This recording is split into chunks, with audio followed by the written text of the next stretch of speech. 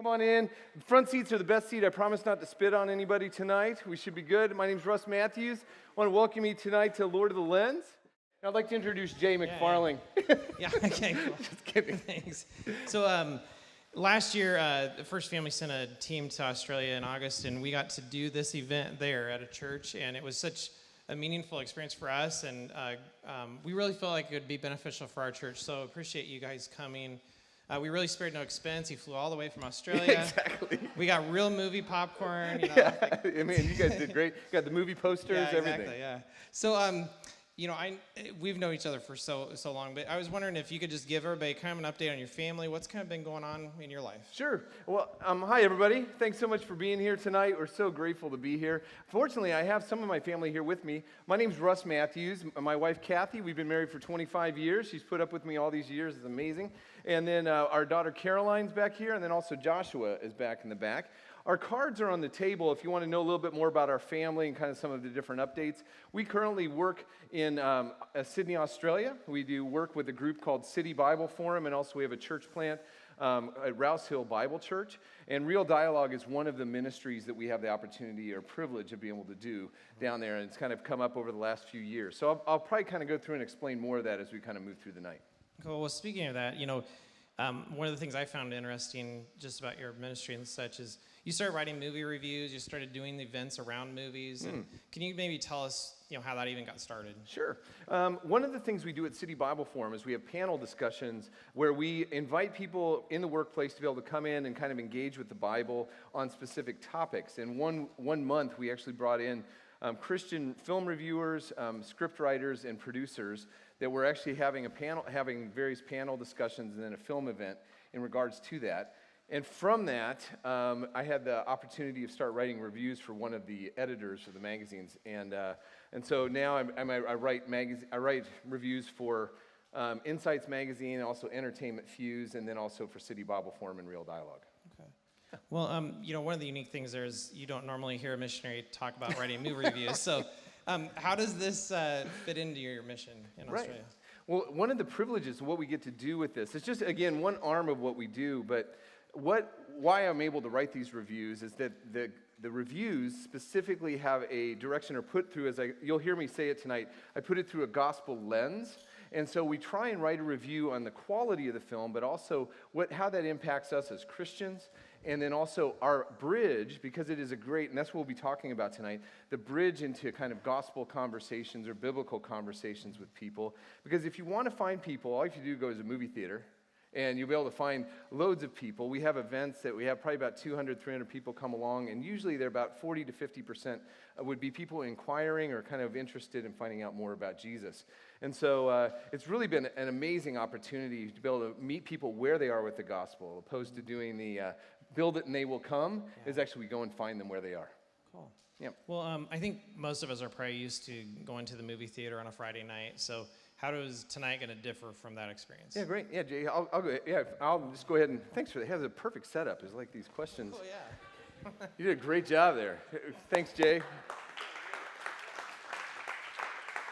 All right, well, tonight is not just a movie night.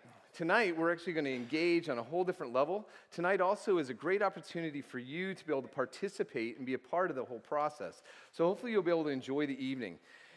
Now, but I'd like to do first, though, is kind of set the stage and help you to understand what this is not going to be, okay? I know it sounds odd to start off with a negative, but I think sometimes people come to these sorts of events and they kind of go, oh, this is what it's on about, or this is what it's on about. I'm going to explain what it's on about, but how about if I explain what it's not going to be, just to kind of put you at ease for a moment, okay?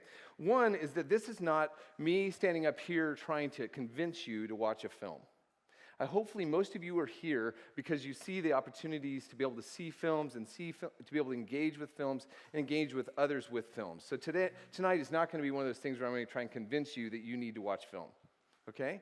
Two is that also this is not going to be an exegetical talk, meaning I'm not going to work through a portion of the Bible and try and cram film into that. I am going to bring up the Bible. As we said before, if you could kind of stay off of your phones and things like that, I'll have all the Bible passages available for you up front. And so we'll be able to kind of look at those together as we kind of look through it. I'll be bringing in the Bible and incorporating it, but it's not going to necessarily me working through a portion of Scripture. And then finally, it is not a defense or an attack on the Christian film industry, okay? So I'm not going to necessarily be defending it or attacking it, but I'm also not going to mention it too much because I'm going to be talking about quality films, and that's going to be the last time I'm going to actually talk about that. Sorry. I had to do that. Here, a caveat for those, just make sure I balance that. I need to balance it. We did just have a fantastic event where we did a film event with The Case for Christ, which, by the way, is a really good film. And we had somebody come to know Christ through that event. I mean, the Lord was able to use that event, use the panel discussion for it. So don't get me wrong. I'm not anti it. I just like really good films. So now, what we're going to be looking at tonight, though, is I'm going to set things up. The key things, the first part of the night is I will be doing a little bit of talking because I think I need to kind of set the stage for what we're going to be doing tonight. So what I'm going to start with is I'm going to talk about the story and how we're all kind of wired for story. And we actually even heard a bit about that on Sunday, and I'm going to be able to hopefully dovetail into some of the things that Todd was sharing on Sunday. 2 is one of the big questions that everybody asks me as a film reviewer is, where's the line? Where do you draw the line as far as what films to see? And so what I'll hopefully be able to do is kind of help you to set what that is and look at what is a line, and what is the line as far as what films to see and what films not to see. And then finally, we're going to go through and look at the opportunity, looking at the opportunity that really film presents for us within our community. Film is a part of our history, it's a part of what we're doing, it's how we tell stories, and it's a great way for us to be able to engage people with where they are with the Bible. And that's going to be just kind of the first segment. Then I'll give you a break for a little bit, kind of let you digest, we'll get some popcorn and all that sort of thing. Then we're going to go through and we're going to watch a whole bunch of movie clips. But we're not going to just watch the clips. We're going to actually engage with the clips at your tables and discuss how we can bridge from some of these films into a discussion from the Bible and not making it a gear crunch or cringeworthy or going, oh, did you see that guy stretch his hands out? That must be Jesus.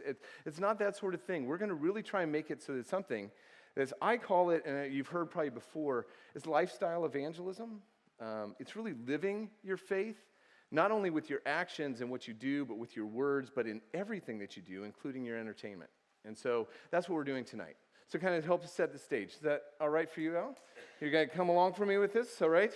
And make sure, because it's kind of dark, so I need you to kind of nod your head every once in a while. Say, all right, okay, good. Laugh even. Oh, thanks, Keith. Yeah, thanks. Thanks for that. Actually, yeah. And, yeah, so just kind of, but also if you have questions throughout the night, Todd's right up here and he'll answer any one that you have. So we'll be able to do that for you here in just a moment. I'm just joking. I would love to answer any questions, and we'll be able to do that towards the end. Okay, so the Lord of the Lens. What I thought we were going to do is we're going to actually start off with the story, and we're going to start talking about the story, but a lot of people want to kind of know what my story is, and I'm just going to give that to you real quick. For those of you who don't know, I grew up in Newton, Iowa. I grew up just up the road, not too far away. One of the things we did for fun as a family is we would regularly drive into Des Moines, Iowa, to be able to go in and see a film on the weekends. One of our favorite places to go, and this is going to probably really date me, one of our favorite places to go, it was the VMAX, it was the IMAX, it was the big screen, it was the Riviera and River Hills. Anybody can remember those, where those were? Yep, okay, the big screens. And right now, I think the Wells Fargo Arena's there now. I think it's huge, these huge cinemas. It was where everything opened. And in 1978, I got to go see the opening of Superman. Oh, yes. Oh, and it was so cool because it was packed theater. It was all these going on. What was so cool about it is I was 11 years of age. I'll let you do the maths at that point. 11 years of age, and we had to sit separate from mom and dad. That was so cool because it was so full. And all of a sudden, across the screen comes Superman, Christopher Reeves, Margot Kidder, Gene Hackman. Now some of you going, who are these people? I'm like going, no, you don't understand. This is my childhood. This is great. And then Richard Donner, director. Oh, this is so good. I was so engaged. I was so excited about it. I was so excited that I just gotten for Christmas one of those stocking caps that has a little ball on the top of it. And at the end of the film, all of a sudden I looked down and I pulled the whole ball out. And all it was this little plastic ring left at the very end. And I had all this yarn over me. And I didn't care because it was so awesome to be able to go through and see Superman.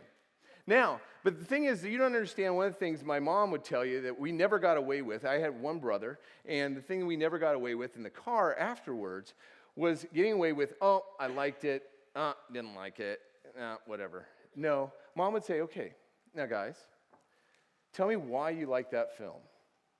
Tell me, what was it about that you liked it? What didn't you like about it? This is we were being grilled for the half an hour all the way back to Newton. Then she would go, okay, now would you recommend it to a friend? Would you recommend that to your grandmother? Would you recommend that to anybody? But what was great about that is it set a precedence for what we would now do. Actually, I do for so many times as far as evangelistic opportunities, to be able to engage people with film. Not letting people just kind of get away with, oh, did you like it or didn't like it? Because that's a subjective statement. But really allowing people to really engage. And that's what we really have the opportunity of doing with Real Dialogue. And that's what we're going to be doing a little bit more with tonight. So let me kind of start here with the story. And it kind of helps you to set up the stage that we're all wired for story. And all I have to do to most of you is say, once upon a time. Once upon a time. I don't know about you, but all of a sudden I've taken back to kindergarten, sitting on a mat in front of my teacher, Mrs. Van, and going, oh, yeah.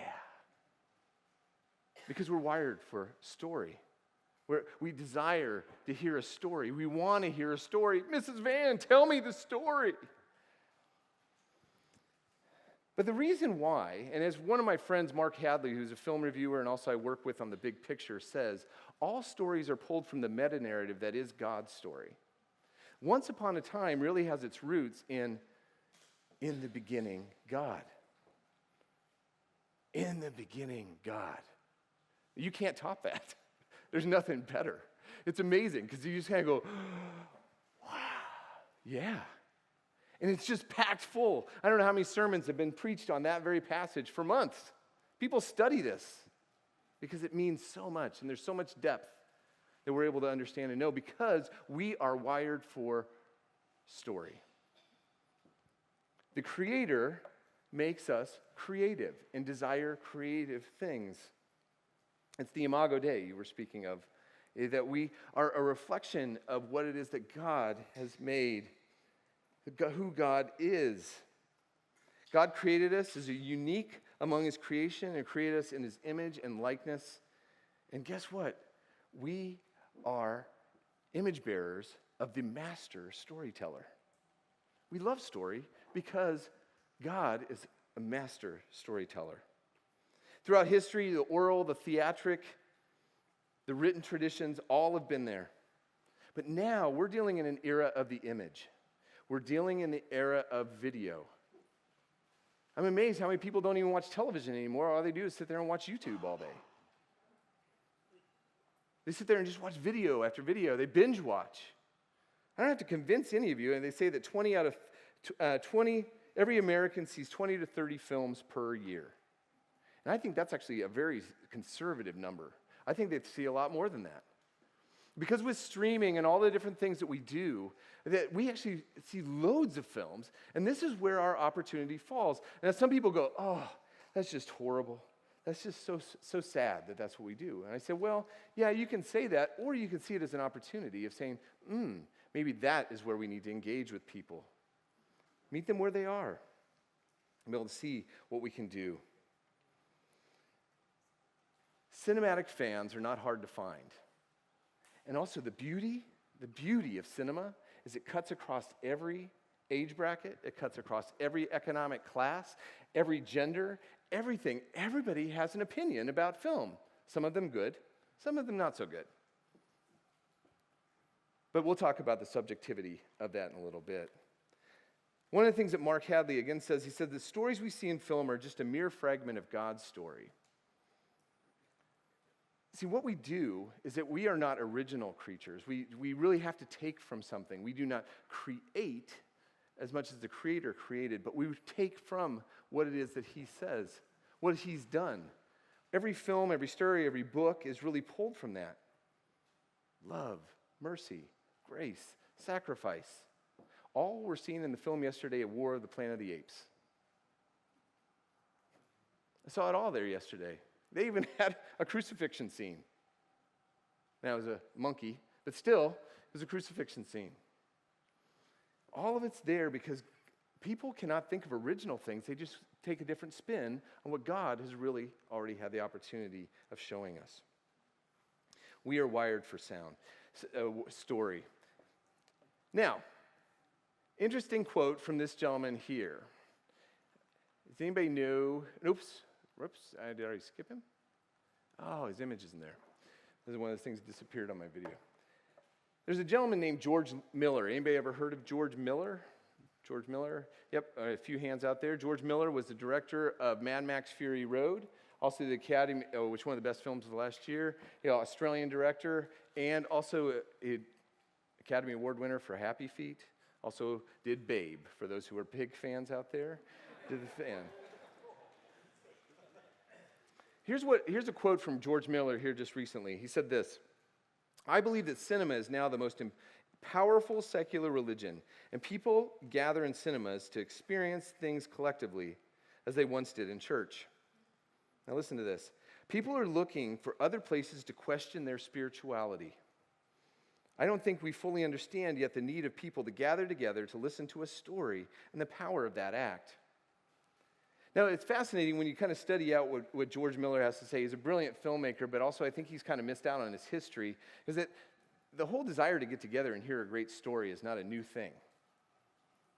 Now, we have been doing it at the church. Maybe we haven't been doing it as well as we could, or maybe we don't have as great a special effects budget as they do. But he's really tapping into something here by saying, no, people do want to tap into their spirituality. People do want to engage. They are interested. Every film I'm able to pull from these different ideas that God's story really permeates through, but we have to look for it. See, sometimes we just treat it as entertainment, and I don't want to take away the fun. Don't get me wrong. I don't want to take away the fun, because it is supposed to be entertainment, but yet there's something there that we're able to pull from, and that's what we're hopefully going to be looking at here this evening. And you can say whatever you want to about Hollywood and some of the issues as far as what they've done. You know, maybe they've taken things too far when it comes to violence, sex, and profanity. But yet, Jesus knew a good story, didn't he?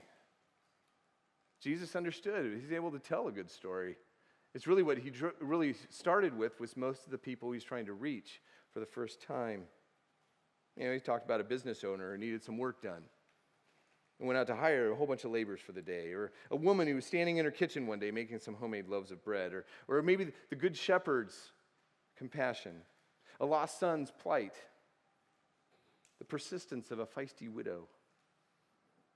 The master storyteller taking and actually able to apply great stories, but then be able to bring forward biblical truth.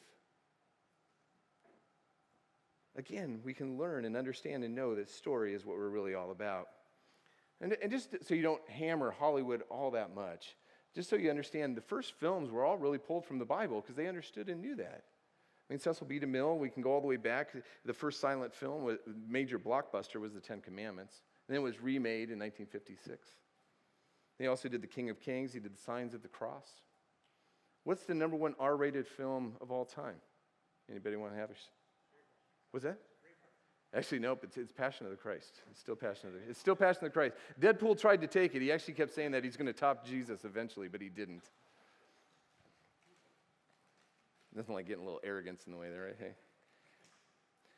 But the thing is that they're all pulled down from God's story. And I think one of the things we have the opportunity to be able to see and understand tonight is hopefully be able to set the stage for that, be able to understand and know it's really God's story that we're going to really be looking at and focusing on, even though we'll see a whole bunch of different stories on the screen this evening. Now, all right, so now we're moving on to the next part, the line.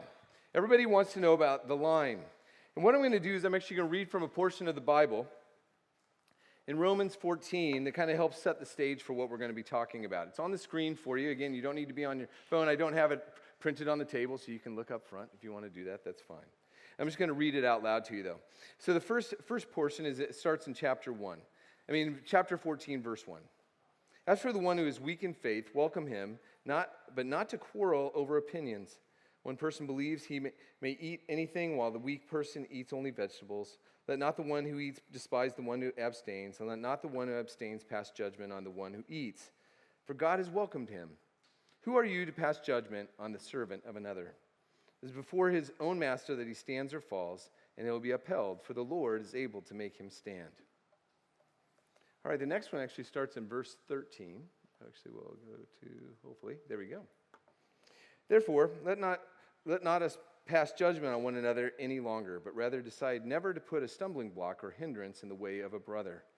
I know and am persuaded in the Lord Jesus that nothing is unclean in itself, but is unclean for anyone who thinks it unclean. For if your brother is grieved by what you eat, you are no longer walking in love. By what you eat, do not destroy the one for whom Christ died. Now, there's so much there, and also some of you, if it's maybe this is the first time you maybe even engaged with this passage, I know you're going, okay, you're talking about food, and all of a sudden now we're talking about movies. Okay, explain that to me. Well, there's an application here that we're able to do, and I think that there's 4 key things that we're able to kind of pull from without forcing it too hard as far as what Paul is really trying to give us the opportunity to do. Because tonight there's 2 groups of people here when it comes to film, okay? And I don't know where that line is necessarily in the room, but there's those that maybe already have a discernment as far as what films they prefer to go to see. And they have a set standard by which that they've set. While there's others who go, no, I'll go see anything. It really doesn't matter to me. I'm cool with that. I'll just kind of go see whatever. And so what I wanted to do with this passage, and also what we're going to be looking at real quickly as far as kind of establishing the line, it's kind of helping you to be able to do that. And what I can see, what Paul really kind of helps us with when we're looking at this topic is this. That God has set a standard for living, and he's given us certain freedoms. He has given us certain freedoms. But also, others may have different views on topics like food and also social activities. And we need to be loving in the consideration of others despite having freedom to do certain things. But also, first and foremost, we need to understand and know what God desires for us within all things, and that includes your entertainment choices. And so that's where I really kind of want to start with, and kind of not spoiling your fun. The last thing I want to do, I apologize here for tonight. I have a few glitches, and for some reason, a lot of my images have disappeared, but that's okay. Tonight is not about spoiling your fun. I don't want to spoil your fun. I don't want to spoil your entertainment opportunities. But I think that we do have a standard by which we are to live when it comes to seeing films. And so I'm actually going to just give you 5 things. I don't know if you want to write these down. It's up to you. It's actually, I use a book by Brett McCracken called The Gray Matters. Worthwhile looking up. You may agree with some of the things he says, may not on other things, but I felt that it was really helpful, especially when you're kind of looking at how do you establish the line.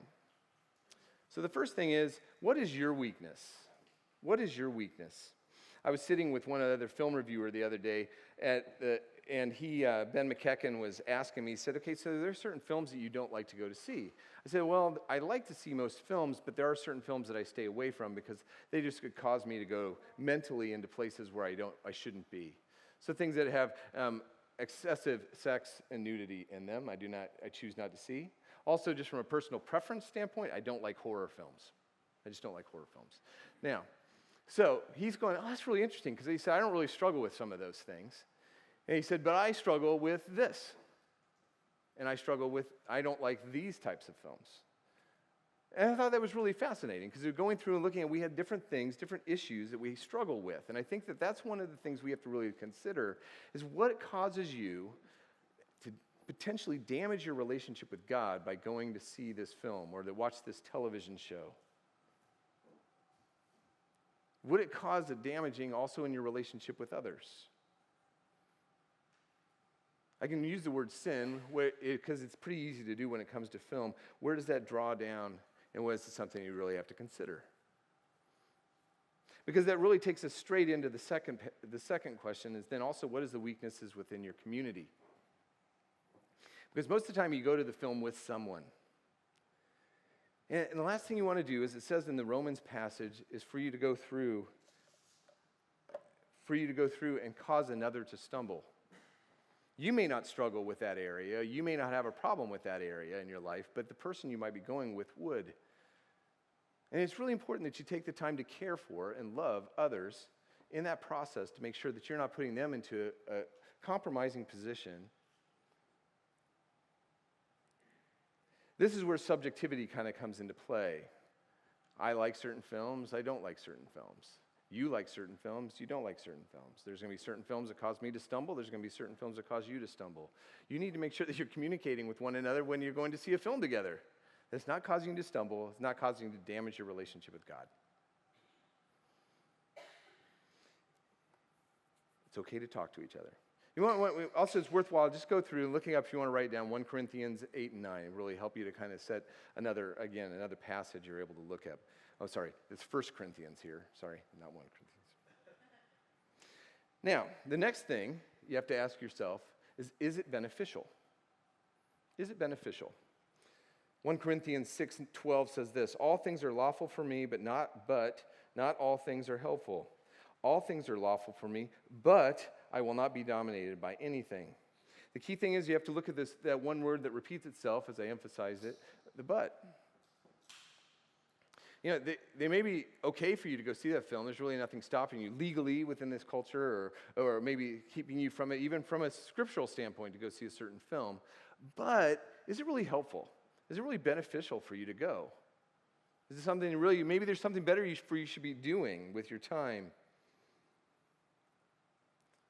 Also, you have so many resources accessible to you online, in magazines, different places. There's a really good website called realdialogue.com. But we'll go through and help you out discerning whether or not this is the right film or not. I'm always fascinated to go to a film that's rated R and then watching parents walk in with 6-year-olds because it's a superhero film. You're going, maybe we need to work on their discernment here a little bit, but also, actually, there's probably a lot of adults that shouldn't be in that room, maybe even myself. You have to go through and consider that and look at that. Is it beneficial? Is it helpful for you? Or is it really something you should be doing elsewise? I know it sounds strange for a film reviewer to be sitting there saying, hey, maybe you should go do something else, but sometimes there are better choices because there is some junk out there on the big screen. Now, finally, this one kind of goes to the film goers, especially the film lovers out there that really love their film. They love their directors. Because I could prattle off some names. I know many of you know Steven Spielberg, but do you know Christopher Nolan? Do you know Martin Scorsese? Do you know Ridley Scott? Do you know Edgar Wright? For those who are shaking their heads, yes, this is for you. Has that director earned the right, with their artistic license, to actually use some things that might be objectionable for the sake of artistic benefit? Schindler's List is one of the greatest films of all time. It's a phenomenal film. It has full frontal nudity. It has excessive violence. It has violence beyond violence. Humanity. Its language. There's so many different things that are objectionable within it. But yet none of it would I say for an adult that you should not see that film because of the impact it has from a historical standpoint. But that's artistic license. You have to kind of go through and discern that. You need to determine it. Just so you know, on IMDb, the Internet Movie Database, they have almost every film. They have this little thing that says Parents Guide. It tells you exactly everything that's going on in that film at any given time. You know, violence, nudity, all these different things. Discern for yourself what might be the struggle and be able to use those resources, but also sometimes there's really great films like The Passion of the Christ, which I could only watch once. I could never watch again. Same with, I just recently saw Silence. I don't know if you ever saw Silence, a Martin Scorsese film about the Jesuit priest who took the message of the Bible into Japan. Great film, but man, I can only watch it one time. It's just emotionally, just draws. But yet, violent, difficult to watch, scary, but yet artistically worthwhile. But it may not be worthwhile for everybody. So it's something to consider when you're considering the line. Oh, Hacksaw Ridge. Probably one of the best films of last year, probably one of the best portrayals of the gospel message. It's an amazing film, but talk about a little bit of violence. You thought Saving Private Ryan was bad? Go check out Hacksaw Ridge. It is, it's intense, but it's a great film. Okay, so that's some of the things you have to look at. Now, the fifth thing, and this might be even bizarre for most Christians to even consider when you're going to film, is have you prayed about it? God might have an opinion. That's sarcasm. God does have an opinion. God does want to be involved. Why not involve him? Would you be embarrassed if Jesus was sitting next to you? If you were sitting there in that film? One theologian said, everything that is debatable or questionable must be taken first to prayer. Why not with your film choices? I know that sounds strange maybe to some, but it should be the first thing we really do. Should I go see this? I have to do this on a regular basis because I actually get asked by my editors, different editors, to go see a film. And I have to say, sometimes I go, sorry, I can't see that film. There's a film most recently about a child molester that I just could not watch. I'm like, well, sorry, I can't do this film. And so it's just one of those things where you have to kind of go through and make those decisions and really look through those key points of when you're drawing the line. I didn't want to bring down the night. All of a sudden, everything got very serious, and even the aircon went off. So you're like going, what? And so it gets really hot. Everybody's going, whoo. Yeah, Keith, I love it. I love how you work, man. You work great.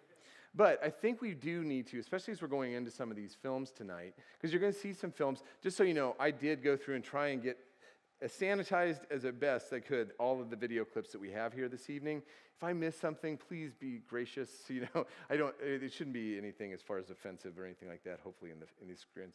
But even when you're going through and considering them, some of the films have adult content in them, and so it might be worthwhile considering that. So you need to go through and determine what the line is. So I'm going to stop again for a moment, not to make you uncomfortable. You don't have to share all your weaknesses with the person you just met. I promise I'm not going to do that to you. But kind of continue the conversation for just a little bit. The film that you just said you loved or you really liked or something about that film, you're just talking about this relationship, is there anything that in that film that you would want to warn somebody about? Or maybe kind of give them a little bit of discernment of like, hey, you know what, maybe here's just something to consider. Or here's one of the most helpful things about that film. This is why I love that film. This is one of the most helpful things as far as a portrayal of something. So I want you to just take about 2 minutes or so with each other and just kind of chat again about maybe that film and what it is that you liked or maybe a bit challenging about it. Your mother go. All right. Let's kind of bring it to a close as far as that part of the conversation. I'm glad you guys are so involved. This is fantastic. All right, draw it down. Hey, did anybody learn something about a movie that they had never really heard of before? Anybody? Charles, what did you learn? About Stella. Stella. All right. There was a scene in there that was a little disturbing. Oh, okay. All right. We'll have to come over and ask you all about that here in a little bit. What that was. But it is. It's always, because also what's great is that we talk about all these websites and things that you can go to, but just so you know, the Lord has actually provided you with a whole bunch of people even here in this room, in this church. You can go and ask and talk to them about it. People who have gone to see the film maybe, or maybe they say, oh, maybe you shouldn't go see that film. So it's worthwhile doing that. Using others to be able to be a part of the process that's not just you on your own, but actually helping each other within the community to be able to help to determine the line. All right, last thing we're going to do before we get some popcorn is we're going to talk just a little bit about the opportunity. Miroslav Volf is a theologian out of Yale who says this. He says, salt has the greatest impact when it's in the mix. Salt has the greatest impact when it's in the mix, especially when it's in popcorn. Actually, I added that last part. But it's true that we really are supposed to be in the mix. We're supposed to be involved with people in our communities. Film is a great way for us to be able to do that. It's an easy invite. That's one of the things we found with Real Dialogue is that so many people go, man, Russ, this is so great. I can bring somebody along to a regular mainstream film, and then you have a panel discussion. They go through and have a discussion about the Bible and things like that at the end. But people are like, oh, yeah, great. I'll come along and see that. Yeah, I'll come along and see a film. That's why we can say we can get 40 to 50% of the audiences from an inquiring or non-Christian background. It's an easy opportunity, and that's where I think really the Lord has given us that. But I'm also going to use my mother, Dolores Matthews. I'm going to use her example to kind of help us in determining what you need to do with that opportunity. Now, you've left the film. You've just gone to see a great film. You both seem to have enjoyed it. But one of the things you have to do is maybe ask some questions.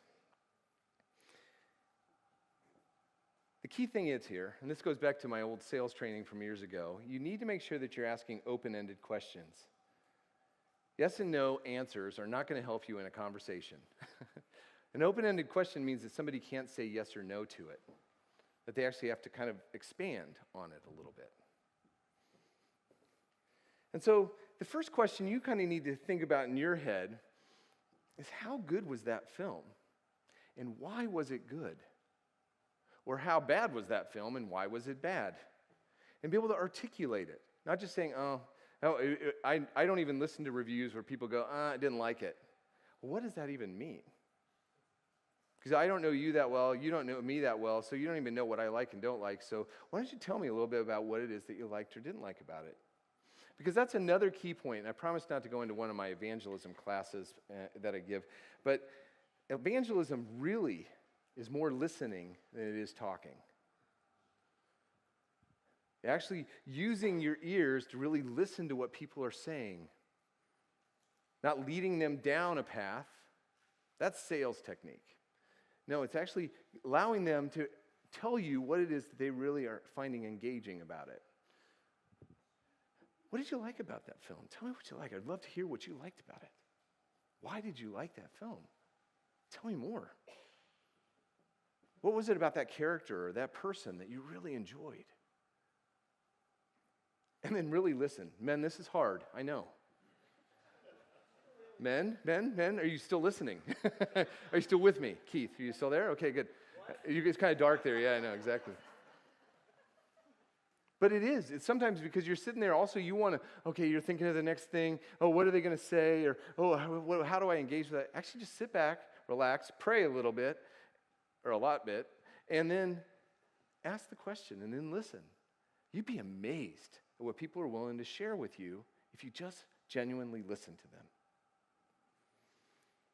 And then also think in your mind, what did this film have to say about God or God's story? Now, I never want to say that the gospel is limiting, okay, because it's not. But sometimes we have a tendency to put the message of the Bible into a box, and we lose sight of the fact of the bigger picture, that if a film may not have a depiction of Jesus on a cross or a resurrection scene. Did anybody see Spider-Man Homecoming? Resurrection scene. Did you see that? Came out of the rubble. Yep, anyway, sorry. I did that. But have you ever thought about, love, mercy, hope? Oh, it's amazing. These are biblical ideas before they were man's ideas.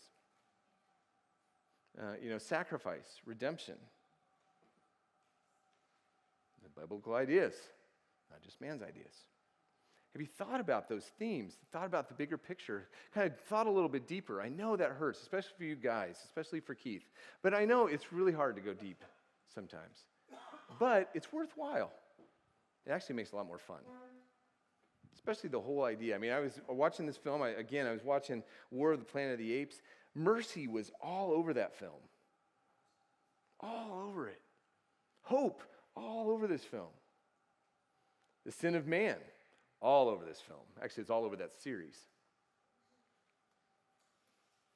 And then the following is, how can I go into a further conversation about God?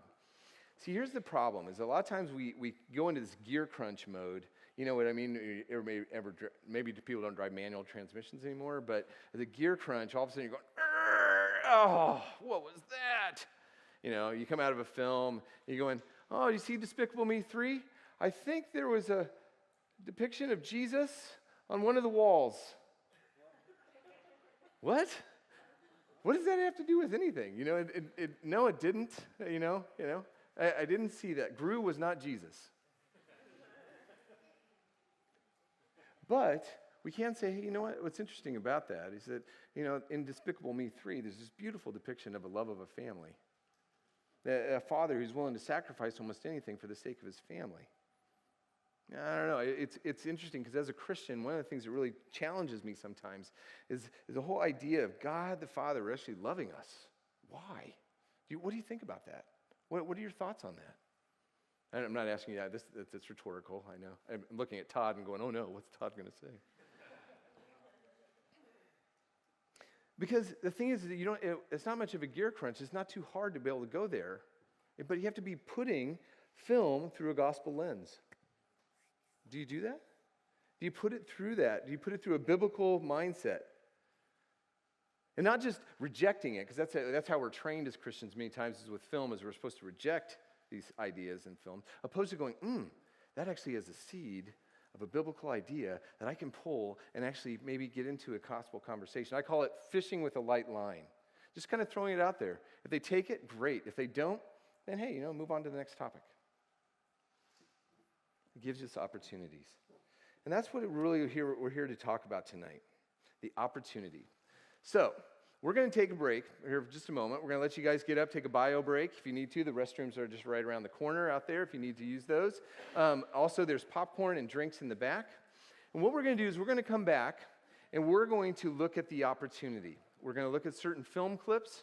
We're going to go through and see this film clip. It's about 1 minute to 2 minutes long in each one of these different films. All different genres, all different backgrounds.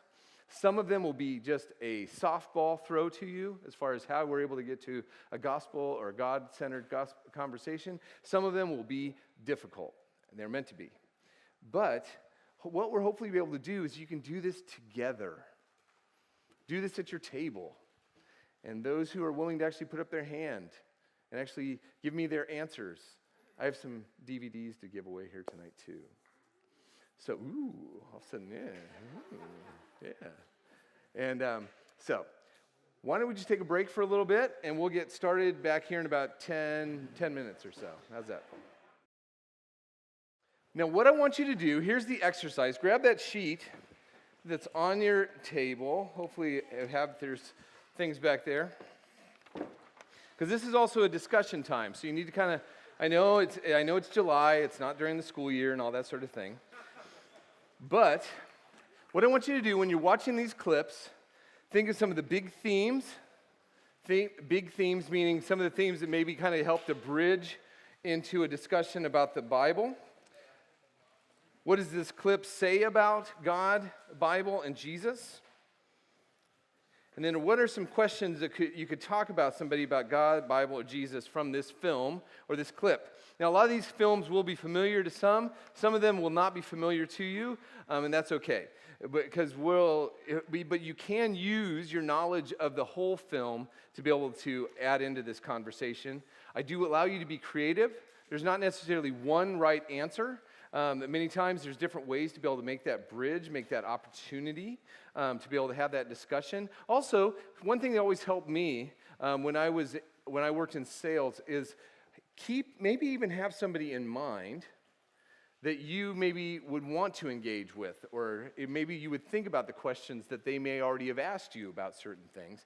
And this may give you just opportunity to kind of further that conversation with that individual. So these are different things you can do. Just make it fun. This is supposed to be the enjoyable part. All the heavy stuff's out of the way. Okay. I did promise. One of the tables asked me. He said I went a little too fast through. Just real quick. What are on the line? What were the 5 points? 1 was, what is your weakness? What is the weakness in your community? 3, is it beneficial? 4, has the filmmaker earned the right to actually use their artistic license and all that? And then 5 was, have you prayed about it? So thank you so much for clarifying back there. Okay, so the first film clip, I call this a softball. But it actually is a bit of a spin, too, because you'd think it'd be easy, but keep in mind, especially for myself, most of the people I work with and deal with do not have any biblical framework whatsoever. So their definition of God, their definition of the Bible or Jesus are very broad or very narrow. So just kind of keep that in mind. And so this first film clip is I'm just going to throw this one out to you. I have a feeling you all know it. We'll see how it goes.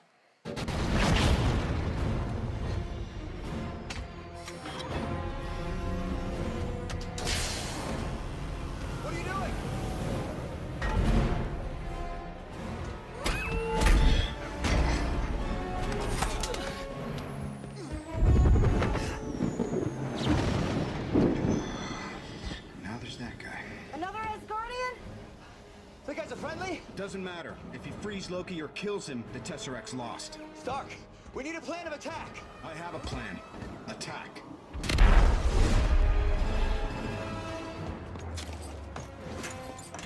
I'd sit this one out, Cap. I don't see how I can. These guys come from legend. They're basically gods. There's only one God, ma'am. And I'm pretty sure he doesn't dress like that.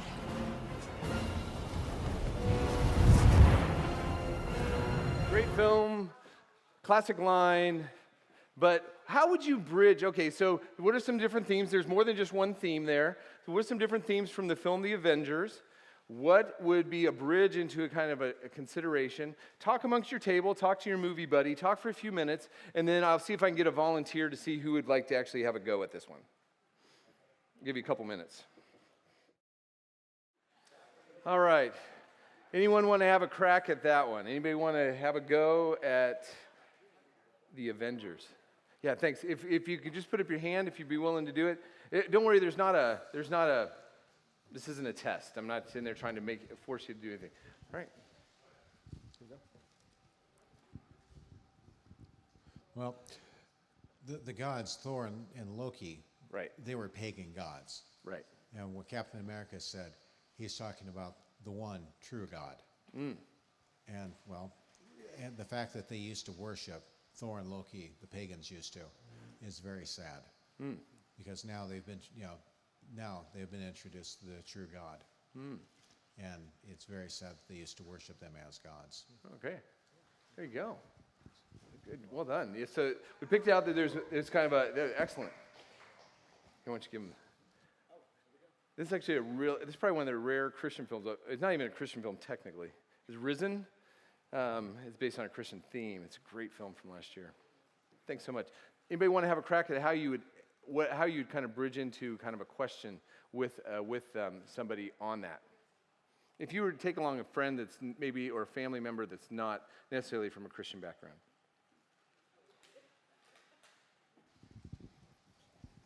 I'll bridge off of what he said. You could easily just say something like, way long time ago, they worshiped like physical pagan gods like Thor, or Loki, or Zeus. But what are some things in America that are God to people that don't necessarily have like a statue or something like that? And you could literally list probably a million things. But That's right. It's open-ended enough that they could say whatever they want and not be wrong. And that was great. What was your name? Brett. Brett, thanks so much, Brett. Because that would be, because like somebody might go, well, the Bible, we only believe this. But be able to kind of throw it to them and asking them a question and saying, hey, you know what? There was a depiction almost of 3 different gods up there. And Brett said it really quite well. So, they had we have all these Norse gods that we're looking at, but also that Captain America says that there's just one.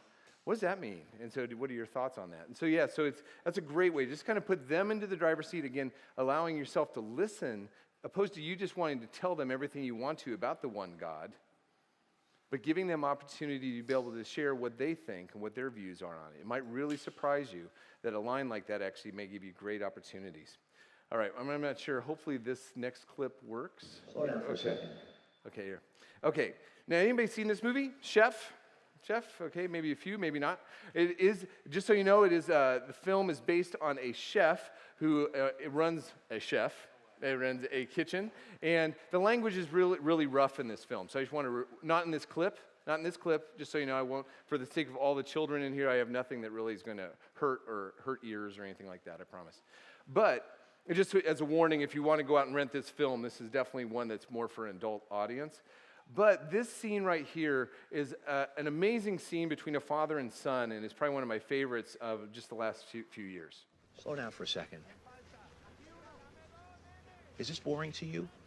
No, I like it. Yeah, well, I love it. Everything that's good that's happened to me in my life came because of that. I might not do everything great in my life.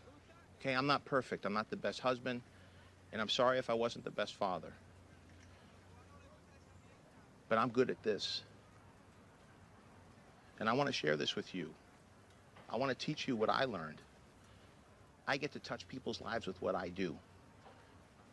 And it keeps me going, and I love it. And I think if you give it a shot, you might love it too. Yes, chef. Now, should we have served that sandwich? No, chef. That's my son. Get back in there. We got some hungry people. He's ready to cook. It's a film. It's a road trip between a father and son, and kind of them getting to know one another again. But okay, now that one might be a little bit more of a stretch for you, but kind of again broaden your idea, all the different concepts that are in the Bible. What are some of the things that came through in that film, maybe even in the speech, maybe in that relationship, that may give you an opportunity to kind of bridge into considerations from a biblical standpoint? Now, anybody from this side of the room interested in kind of throwing something out there as far as for that film? Yeah. Great. Thanks, Keith. What was your name? I'm Jack Patterson. Jack? Yes. Okay, great, Jack. Go ahead. What are some things? So the thing I noticed was that the dad was giving his life to something that brought life to him. Okay. His kitchen, or whatever it seemed like, brought joy, and it gave him a reason to live. And that's kind of how Jesus died on the cross and gave us life. And so now we give our lives back to him. Okay, there you go. Now, how would you, Jack, can I ask you a question? How would you, that's great, by the way.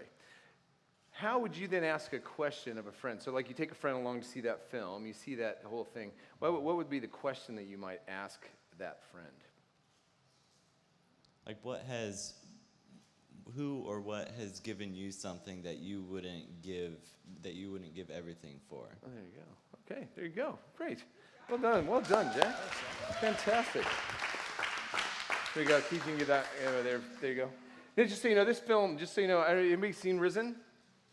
Risen? It's really a great one. And the thing I love about Risen is based on Jesus' crucifixion and resurrection. But the thing is, the focus is on a character that is a fictional character, but most likely would have existed maybe in some form, investigating this whole thing that's going on with Jesus rising and this body not being there.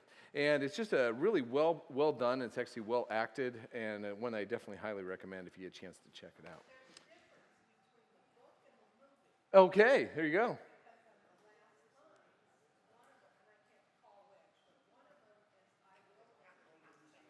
Okay. Oh, there you go. All right. There you go. Hey, thanks for that. Yeah, fantastic. Somebody's actually read the book. Anybody read books? Meters? Yeah, Meters do. I know that. Yeah, go check out their library. It's a great library down there. All right. Next film. Okay, we'll see if this one works. Again, sorry, another superhero film real quick. Now, this again might be a little bit of a stretch. It does give us a little bit of action.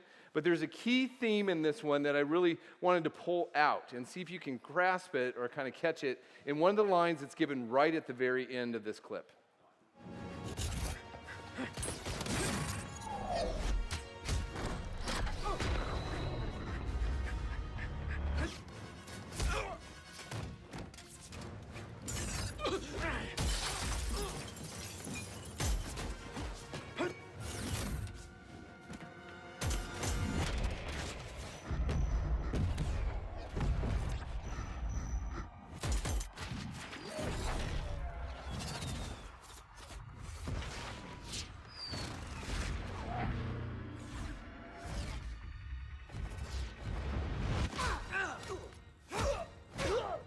Hey, Scotty. Hey, did I save your life? Scotty. Scotty. Thank you, Luis. Hey, are we the good guys? Yeah, We're the good guys, right? yeah, we're the good guys. Feels kind of weird, you know? Yeah, but we're not done yet. There we go. All right. So anybody want to have a think about that one for a moment? Has to do with being good. But anyway, let you kind of go through and think about that one for a moment. Or think about the film. It's a fun film. All right, so another superhero film. Anybody want to have a go with that one? I know this is quick, but I want to get through as many video clips as we can. Anybody else? Anybody want to have a go? Yeah, take off the glasses. Anybody? Anybody put up their hand? Anybody? Okay, great. All right, a girl. Yay. What was your name? Riley? Mm-hmm. Okay, Riley, great. Tell me what you have. All right, so what I got out of this clip was that there was a lot of loyalty because his best friend was standing up for him and helped him in the end, and there was also like a good versus evil type deal going on, and that's in a lot of movies, right. I've noticed. So. There you go. That's very good. All right. Yeah. So now, if you were asking a friend, kind of a question about that clip or that movie, What would you ask them maybe? Like, I would ask something along the lines of, is there anybody in your life that you're super loyal to, and kind of where do your loyalties lie, and is it more of a good versus evil thing, or is it just kind of a friendship that you would just go along with? There you go. Great. Yeah, good job. Riley? There's another movie I really highly recommend. It's a beautiful love story. It is PG-13. Hopefully that's okay. But it is Brooklyn. And I don't know if you had a chance to see Brooklyn. It's a fantastic film. We did a real dialogue event with it. Tears. Oh. Anyway, it was a great film. Now, the next film, we've moved on from superheroes to actually real life. This is a historical event. This actually occurred. I'm sure there's artistic license, but it was a great film, a Steven Spielberg film from last year, I believe. And Tom Hanks was the lead actor. Now, just so you kind of know to set it up, he is actually representing a Russian spy in American court. And this is a dialogue between Tom Hanks as his lawyer and the Russian, who actually, Michael actually ended up winning the Academy Award for Best Supporting Actor for this.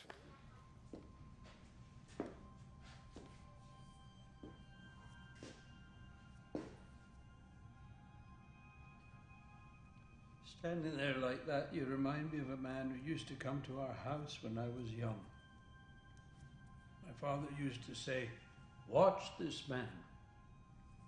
So I did, every time he came. And never once did he do anything remarkable. And I remind you of him?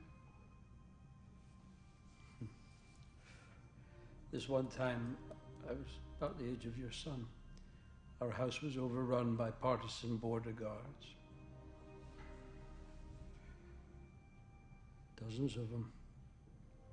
My father was beaten, my mother was beaten, and this man, my father's friend, he was beaten.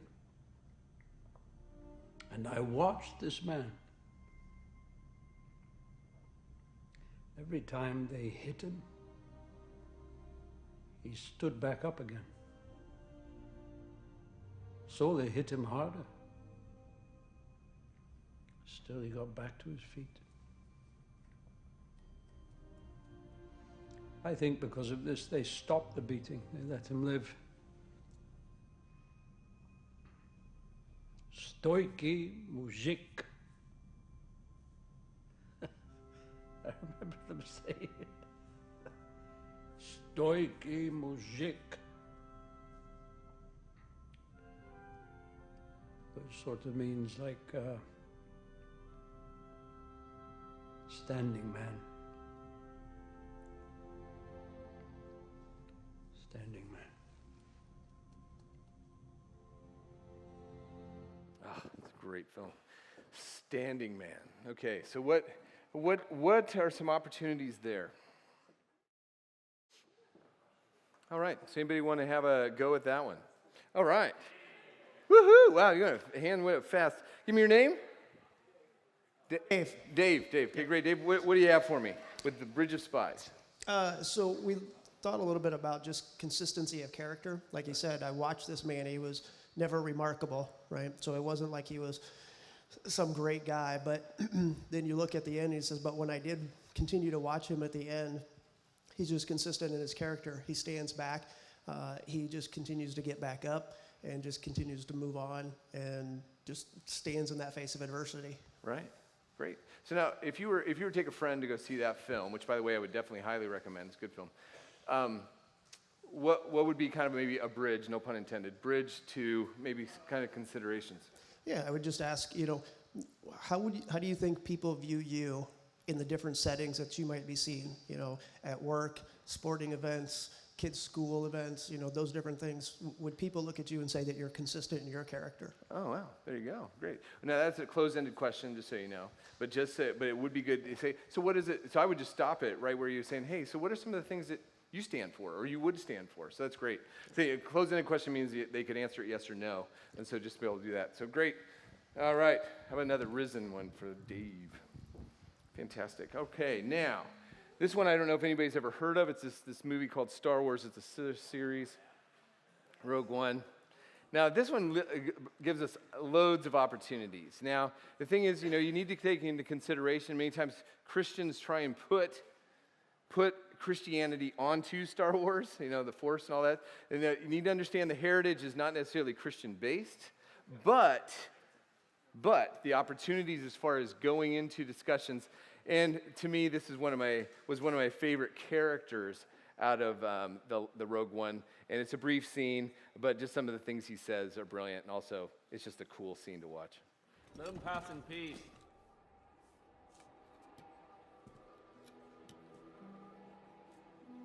Let them pass in peace.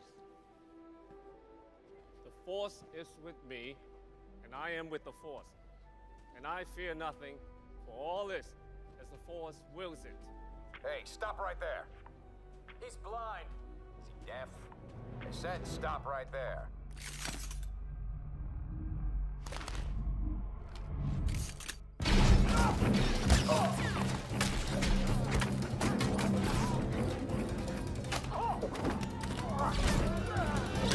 Is your foot all right?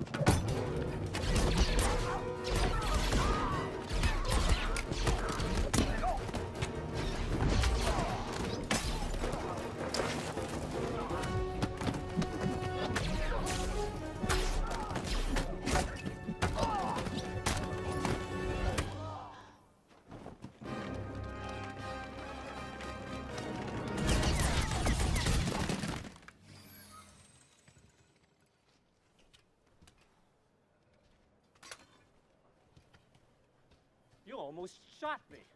You're welcome. Okay, so no comments on the stormtroopers' lack of ability to shoot other people, okay?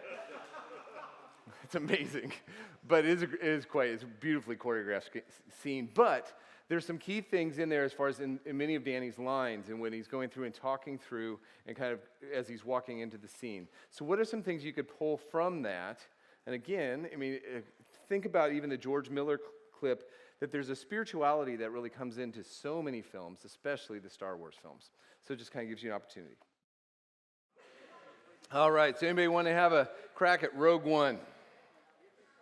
Anybody? Yes. Wait, just a moment. I want to make sure everybody can hear you. Okay. And you give me a name? Yeah, Steve. Steve, yeah, thanks. Yeah, Steve. what I got out of it was this, as he's coming in, I don't know the character's name, but as the guy's walking in, he's saying, the Force is with me, I'm the Force, and everybody out of the way, okay? Oh, you're even going to do it for us. That was really good. I was like, yeah, right. What he's really doing is he's expressing that he not only memorizes Bible verses, but he gets them down in his soul. And that's what he's doing, is if we would walk in the Word the way that he walked in his belief in the Force, look out. Well, there you go. We get somewhere. Good. Now, okay, before you sit down, Steve. Yeah, now, say you have a non-Christian family member you brought along to that film. Obviously it kind of permeates. How would you kind of bridge that kind of idea into a conversation, or maybe to help to start a conversation? I would ask them if there's any Bible verse that they know at all. And I said, just like this is a Bible verse. This could be taken as a Bible verse. That this is, hand me one and let's talk about it. Right. But I wouldn't say let's talk about it. I would just say, do you have one? Sure. Yeah. And almost everybody knows John 3:16. If they've seen a football game, they know it. So right. There you go. An American football game, right? Well, exactly. Then I forgot you're for. Yeah, and real football in Australia we don't. Did you actually renounce your citizenship when you left? What's that? Did you renounce your citizenship when you left? I am an Australian citizen, but I didn't renounce my American citizen. Just so you know, I am both. Yeah. Okay. Australia's with me. I am with Australia. No, I'm joking. Yeah. No, I'm just kidding. Just kidding, Steve. Just kidding. No, it's good. I think it's a fantastic way. Also, because the only reason I'm kind of having to go, and I wasn't trying to just. I thought that you could handle it, but. That one thing you can't assume, we never assume that anybody knows anything about the Bible. If you're able to kind of, especially in Australia, that there can be an assumption that we do know, but a lot of people don't. And so it's like maybe you guys kind of going, hey, so what is it that what are some mottos or ideas that you kind of live by that really kind of help get you up or get you walking in the morning? I'd love to hear what you have to say. They might go right to a Bible passage, fantastic. But if they don't, they might be able to bridge you into and also be able to listen to maybe some different ideas. So great, thanks, Steve. That's great. All right. Now, next one is one of my favorites from last year. Not one of my wife's favorites from last year, but I will just say, I know, I'm just having fun with you. She's here, so I can have that fun. But it's a great film. Anybody seen La La Land last year? All right. All right, okay. Anybody see Moonlight last year? Of course not, and that's what? There's a reason why that one should have been best film. But anyway, they usually don't get it right at the Academy anyway. So, now this one's going to be an interesting stretch for some of you, okay? There's going to be an interesting stretch for some. That because it's definitely, it's kind of a line, but it's not necessarily a natural jump into kind of spiritual things. But I want you to listen to his speech.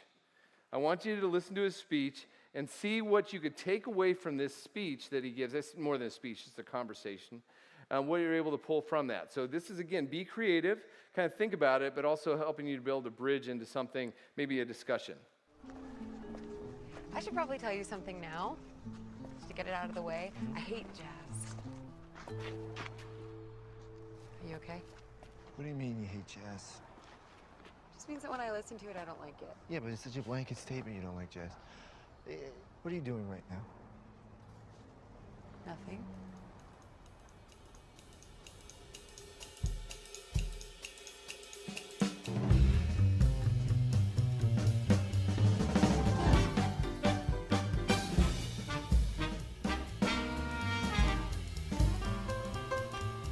I just think that people, when they say that they, hate jazz,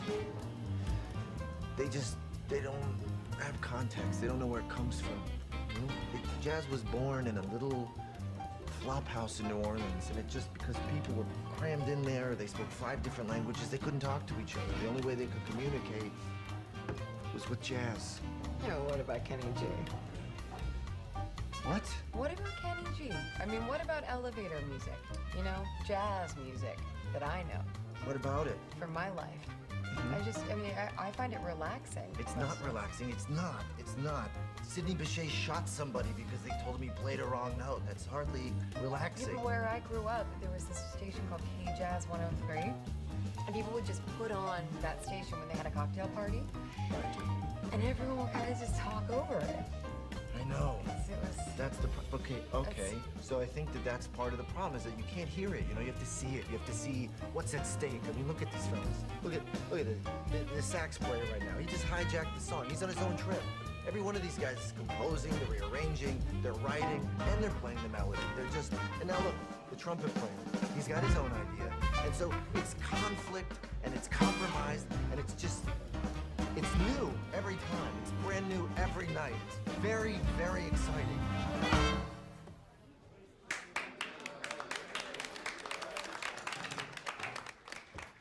And it's dying. It's dying, man. It's dying on the vine. And the world says, let it die. It had its time. Well, not on my watch. What are you gonna do?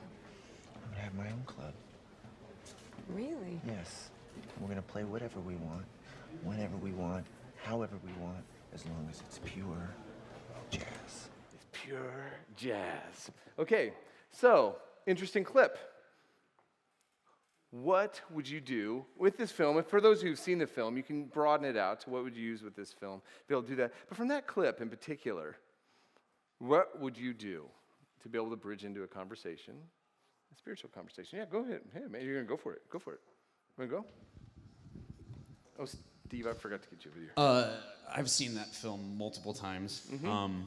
and I think... What was your name again? Seth. Seth, all right, Seth, great. What I notice is that Seb, or Sebastian, is incredibly passionate about jazz. It's kind of an all-encompassing part of who he is. Right. So that opens up the conversation to, like, what are you all about? Are you passionate about one thing that it permeates your entire life, and everybody can see that you're passionate about that thing? Right. And then you can say, hopefully, if you're walking well, that Christ is that for you. Right. There you go. Great, Seth. Here's Steve. I forgot to give Steve something. You guys can fight it out, whichever one wanted a video as far as those. That was fantastic. Anyone else want to add in or want to add something in relationship to that clip? Anybody enjoy that movie last year? Hey, Roy, Roy wanted to say something. Sorry, I'm out of DVDs. That's all right. I thought about how, all of those jazz players are individuals, and yet they have something in common that draws them together into community. So how do individuals who have different, that are going in different directions come together in community to do something? Okay. There you go. Great. Well done. Yeah. So, and also, yeah, because it's not too hard. That's a great point, Roy, as far as being able to kind of take people to the whole idea of community. We're all part of a community. It might be work, might be family, might be neighborhoods, different opportunities. And so be able to do that. But then also, I mean, come on. I mean, the Bible is chock full of opportunities as far as talking about the value of community. Even though we are not perfect, we are better within a community atmosphere. That's very good. Thanks for everybody for all the participation. All right, Arrival. Anybody seen The Arrival last year? We actually did a real dialogue event with this one. This is a fascinating film. It's a mind bender in so many different ways. But there's some key elements to it that, man, just screamed out to me. Some key things in this film that really helped us to kind of maybe make a bridge when it comes to kind of biblical themes and ideas. And so this is one scene when they are coming in contact with the aliens.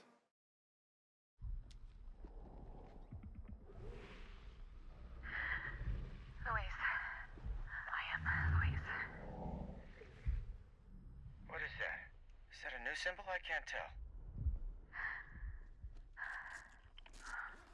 Dr. Banks? Hey, what are you doing? Yeah, fine. They need to see me. Taking off her hat, Dr. Banks. Is she okay? You're risking contamination. They need to see me. Dr. Banks. She's walking towards the screen.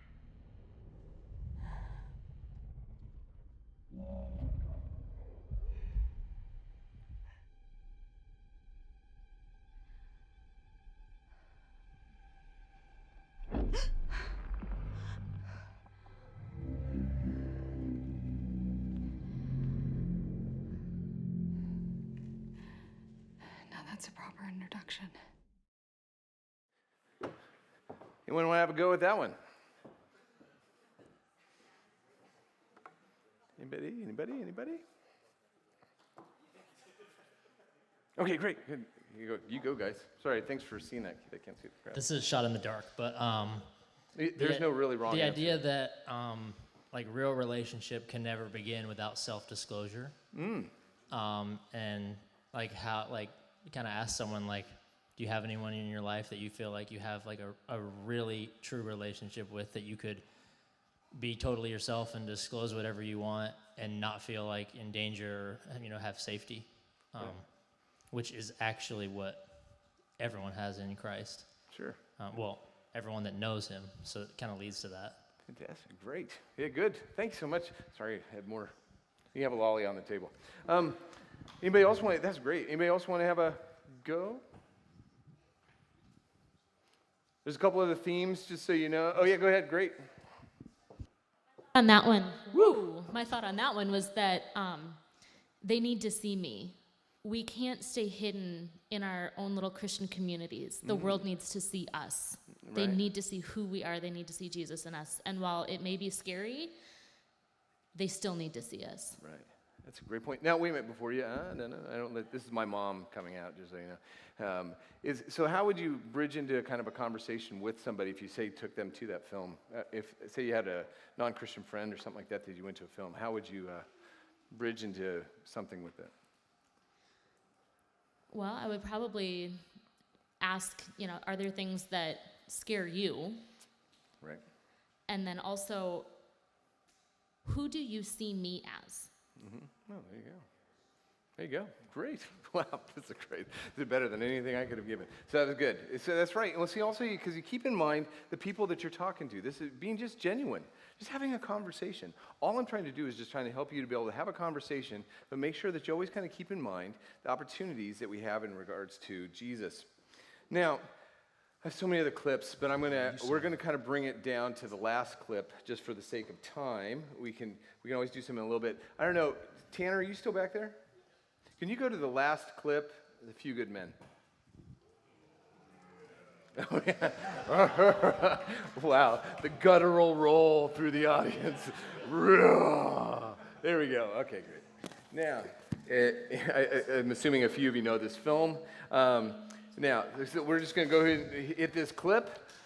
Just for the sake of the young children in the audience, I did sanitize it a little bit to kind of help it out. All right, go ahead. Recess? I'd like an answer to the question, Judge. The court will wait for an answer. If Lieutenant Kendrick gave an order that Santiago wasn't to be touched, then why did he have to be transferred? Colonel, Lieutenant Kendrick ordered the code red, didn't he? Because that's what you told Lieutenant Kendrick to do. Object! And when it went bad, you cut these guys loose! Your Honor, you had Marcus inside a phony transfer. Your Honor, you doctored the logbook. Damn it, Captain! You coerced the doctor. Consider yourself in contempt. Colonel Jessup, did you order the code red? You don't have to answer that question. I'll answer the question. You want answers? I think I'm entitled. You want answers? I want the truth! You can't handle the truth! Son, we live in a world that has walls, and those walls have to be guarded by men with guns. Who's gonna do it? You? You, Lieutenant Weinberg? I have a greater responsibility than you can possibly fathom. You weep for Santiago and you curse the Marines. You have that luxury. You have the luxury of not knowing what I know, that Santiago's death, while tragic, probably saved lives, and my existence, while grotesque and incomprehensible to you, saves lives. You don't want the truth because deep down in places you don't talk about at parties, you want me on that wall. You need me on that wall. We use words like honor, code, loyalty. We use these words as the backbone of a life spent defending something. You use them as a punchline.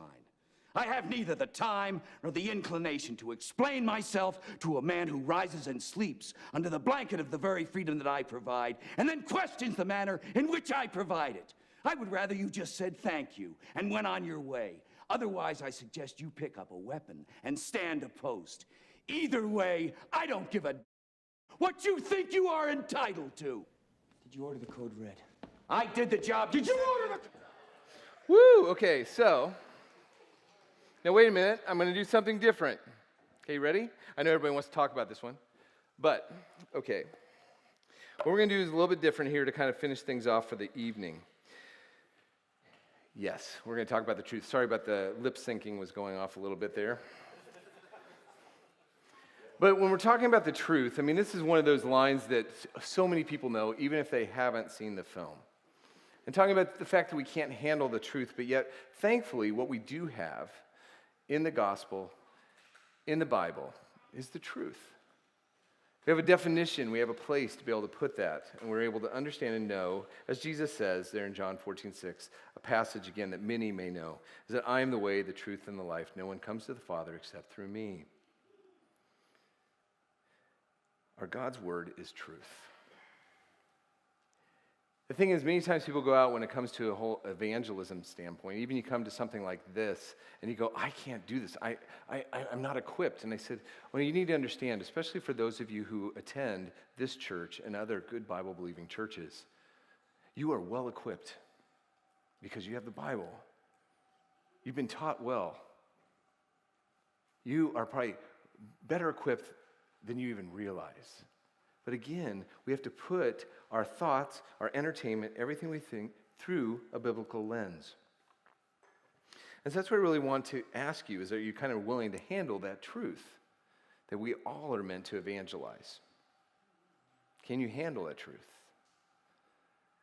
As I say in many of my talks, my other talks, is that evangelism is not a personality trait.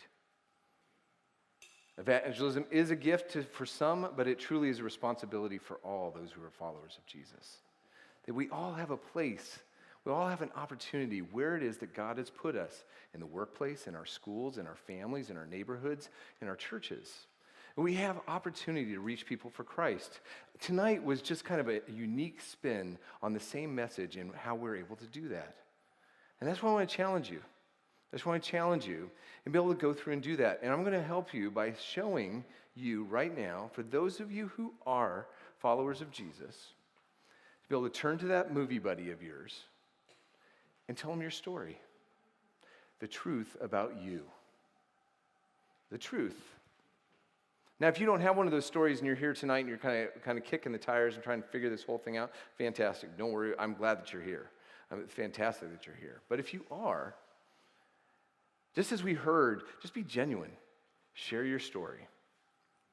How is it, one, that you became a Christian, but two, what does that mean in your life? Because one of the things I really want to make sure, because I've heard many testimonies in the past of people saying, well, I've always been a Christian, or I grew up in a Christian home, or all that sort of thing. Just so you know, that's a lie. They've not always been a Christian. I'm sorry. Can you handle the truth? Because one of the things that I was always challenged by one of the pastors that I love is never to gloss over the crossover. There was a point in your life, if you are, say you're a Christian, where you became a follower of Jesus. When was that? And then what does that mean? So what were you before? Where it hit you? The crux of the whole thing. And then what does that mean for you now? It may be a recent thing for some, and maybe something that happened many years ago. But it should be, hopefully, to many of you, the most important thing that you've ever shared in your life. So what I want you to do is just take a few minutes as we kind of conclude to turn to your movie buddy and just share your story.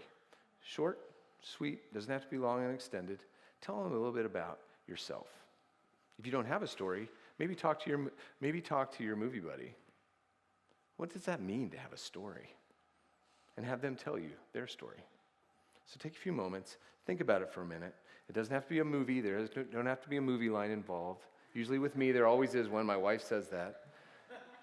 But just what is your story? What is the truth about your life? Go ahead, and I'll interrupt you here in just a little bit. All right. Let's kind of bring it to conclusion. You know what's interesting standing up here in the front? It's like watching that La La Land video. Some of these people are so passionate about their stories. It's great. Well, hopefully you've been able to engage and enjoy tonight. Well, let me just kind of bring it to a close for the sake of it. Hopefully you're able to enjoy and understand hearing other people's stories. We're wired for story. I'm so thankful. I'm so excited about the opportunities of having a love for film and also a love for Jesus. So we're able to kind of bring those two things together. Learn a little bit about the line and also learning about the opportunity. And I pray and I challenge you to go out and look at this opportunity, be able to invite somebody to come along. There's so many great films that are coming out over the summer that it may give you an opportunity to be able to take somebody along to a film and maybe engage for them the first time with that Jesus. Now, also, a lot of people have asked about the events that we do in the city. And I was just going to show you a really quick clip of one of the events that we do, the Real Dialogue events. What we do is we show a mainstream film, and then we have a panel discussion at the end. When we first started doing this, about 40% of the audience would leave because they didn't really understand what was going on, because they're supposed to head off after a movie. But now we've gotten to the point where we get about 200 to 300 people coming along to these events, and we usually have maybe 10 people leave. The last event, no one left. And like we said, someone fortunately came to know Christ through that event. So that's what we kind of do. For about a half an hour after the video, and then we also allow the people to come up and talk with the panelists. Movie theaters love having us come in because we usually fill the theater without a problem on the nights, and also it's just a great way to be able to engage the public. We do it at a movie theater. We don't necessarily do it in a church because it's a safe atmosphere for anyone to come along. And so that's why we do the Real Dialogue events, but it gives us opportunity to be able to continue to spread the gospel throughout Australia. All right, well, that is the end. I bring you to the conclusion. I want to thank so much to all the families that were able to participate, putting all this together, all the work that there was, the sound team, the church. We want to thank you so much for being a part of this here tonight. And hopefully you'll be able to go through, check out the different websites that we offer to you. And also just want to say, hey, this is the end, but maybe there's a better answer. Actually, I would probably want to conclude it would be a better way because it's God's story. Revelation 22:21 says, "The grace of God be with you all." Amen.